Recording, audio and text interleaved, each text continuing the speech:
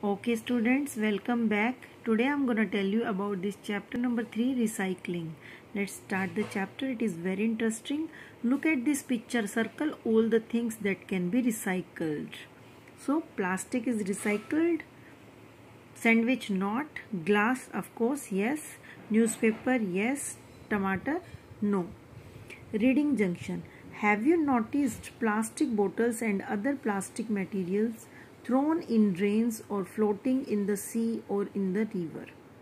तो आपने कभी ये नोटिस किया है कि प्लास्टिक की बोतल और जो दूसरी प्लास्टिक की चीज़ें होती है जो आप थ्रो कर देते हो गंदी नालियों में और वो फ्लोट करती रहती है, मीन्स तैरती रहती है सी में और रिवर में, कभी नोटिस किया है?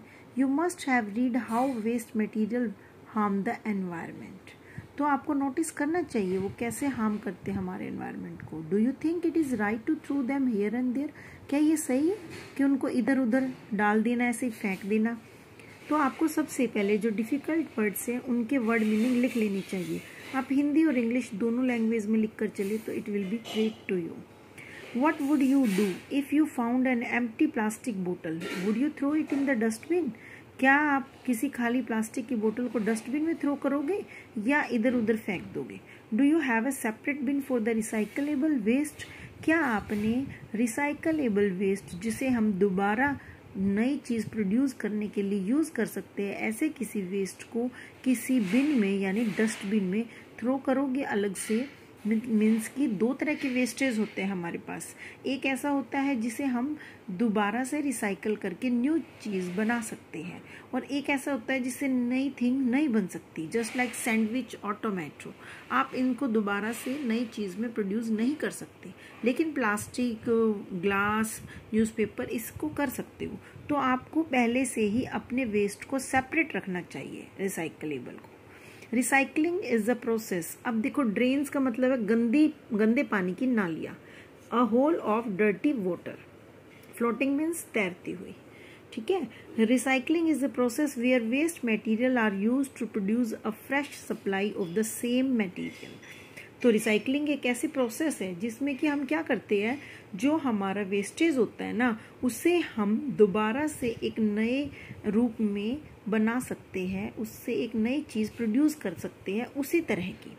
All waste material can not be recycled. हर वेस्ट मटेरियल को हम रिसाइकल्ड नहीं कर सकते, मीन्स कि उससे कोई नई चीज़ प्रोड्यूस नहीं कर सकते. When we dispose waste, dispose means throw away, जो हम इधर उधर फेंक देते हैं ना वेस्ट को. It is important to separate recyclable waste from the non recyclable waste. Fine. आपको अलग अलग ही डस्टबिन रखनी चाहिए. Recyclable waste can be put to good use without posing a threat to the environment.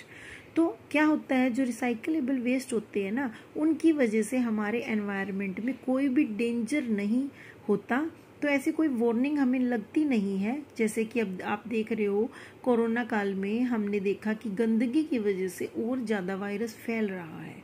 तो हमें ऐसा नहीं करना चाहिए कि इधर उधर गंदगी फैला दें हम. तो हमें क्या करना है कि रिसाइकलेबल वेस्ट को प्रॉपर एक अलग डस्टबिन में रखना है और फिर उसको हमने रिसाइकल करने वाली जगह पर उसे पहुंचा देना है. ठीक है. तो पोजिंग अ थ्रेट मतलब, पोजिंग मतलब डेंजर और थ्रेट मतलब वार्निंग है ये एनवायरनमेंट के लिए जो नॉन रिसाइकलेबल हमारे पास प्रोडक्ट्स हैं. तो अच्छा है ना कि हम ज़्यादा से ज़्यादा रिसाइकलेबल प्रोडक्ट्स ही यूज़ करें. Plastic is the recyclable wastage. ये है ऐसा recyclable. Let us find out how plastic is recycled. तो कैसे प्लास्टिक रिसाइकल्ड होती है हम वो सारी प्रोसेस को अब समझेंगे. अब यहाँ पर पोजिंग का देखो क्या दिया हुआ, प्रेजेंट अ प्रॉब्लम और डेंजर. तो हमारी ये जो स्टोरी है उसके हिसाब से यहाँ पर डेंजर ही है, तो आप दोनों में से कोई भी एक लर्न कर सकते हैं. थ्रेट मतलब होता है वार्निंग, चेतावनी. लाइकली टू कोज डैमेज और डेंजर इन्होंने सेम ही लिखा है लेकिन आई थिंक इनका अलग है. थ्रेट मतलब वार्निंग और पोजिंग मतलब डेंजर. ओके.